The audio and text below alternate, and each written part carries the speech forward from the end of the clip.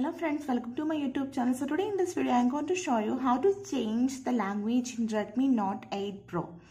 If you are new in this channel, please do subscribe my YouTube channel and press the bell icon for more tech videos. Okay friends, let's get started. First open settings,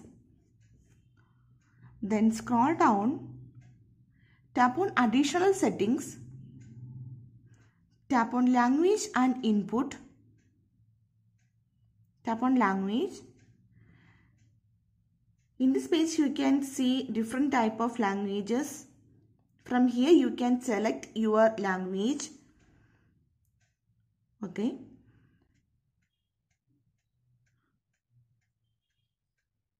Just I am going to select this Hindi. Tap on Hindi. Change language. Tap on OK.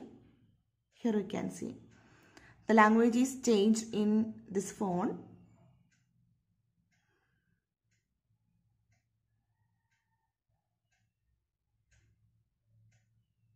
Yeah.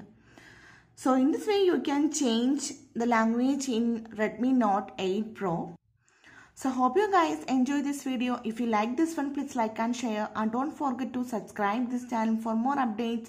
Thank you for watching. Thank you. Bye bye.